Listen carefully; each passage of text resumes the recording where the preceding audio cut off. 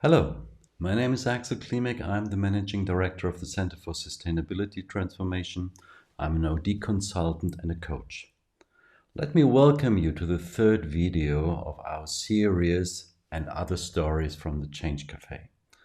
Today, I would like to focus on the neuroscience which is behind change, especially change of mindset.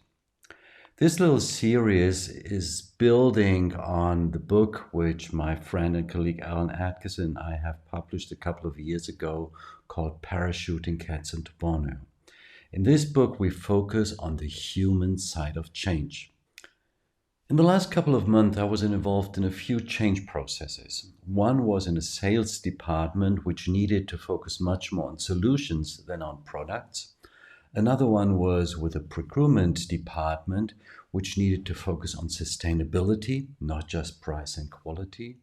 And a third one was a whole organization which felt the need to move to self-organized teams, to agile working.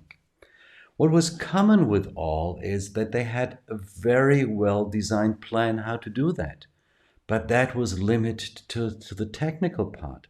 There was not a lot of emphasis on what does that mean in the context of mindset. Because people, they were used to work in a specific way and they needed to change that way. They needed to change the stories they were going to tell. Brain science tells us that all the experience which we have made in the past, all what we have learned is stored in the neural connections of our brain. And if we act in a new situation, if we look at a new situation, we always rely on the images from the past. So they say that 95% of our daily thinking, of our daily perception, of our daily reasoning is connected to the experiences of the past. So when we are put in a new situation, the likelihood that we build on the best practices of the past is very, very high. So let me explain that in a different way. Maybe you remember from the last story, we were talking about these two people, Divya and Paul.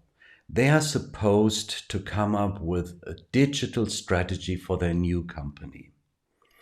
And if we want to understand how they approach that thing, we need to understand a little bit more about them.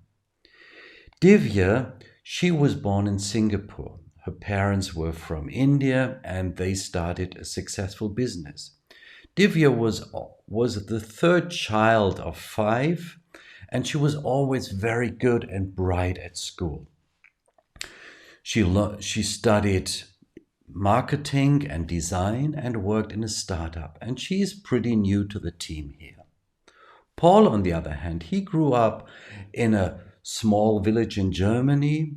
His parents were teachers and he was not very good at school. So competition and finding out news was not his preferred way of looking at things. He studied economics with a focus of finance and was involved many, many years in the risk department of his company. So now they have to deal with the new things. And from their past, their brains have shaped in a different way. And if they now look at the new challenge, they see very, very different things. Divya might see, wow, that is cool, the new digital strategy, that is what I was waiting for. Paul might say, oh, this is very, very difficult to realize. We have failed in so many change processes. So how they approach this new situation depends on their past experiences. This is a major teaching from brain science. And you cannot change that just by telling people that the new will be better. But the brain science also tell us something else. They have created a word plasticity. And that is the ability of the brain to build new neural connections. And the brain is building them through new experiences. So if we experience something new, if we think about, reflect something deeply, if we see something new, if we hear something new, if we feel something new, then the brain is building new connections. And that is helpful for Divya and Paul, because if we allow them to go through a phase of experiments where they can try out new ways of collaborations, where they can find out what skills and competencies do we need, then they create the ability to look at the challenge in a different way. They look at it in a more harmonized way. For Paul, the mountain will be not so dangerous anymore, and for Divya, it will be not so easy. So out of that, they will have the ability to change their mindsets, which then help them to come up with a different strategy, and they can look very much more precisely on the skills and on the competencies they need to realize the new strategy, Digital 2025, for their company.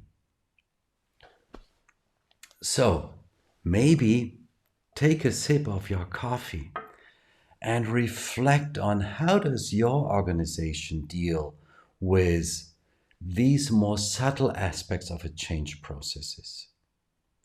Do you break down the change process only to the strategy how to achieve the top of the mountain? Or do you also look on the competencies, the skills you need? And do you also have a strategic plan how to change mindsets? So, thank you very much for listening.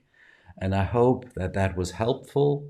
And I'm looking forward seeing you again in a couple of weeks with the next video on and other stories from the Change Café. Bye bye.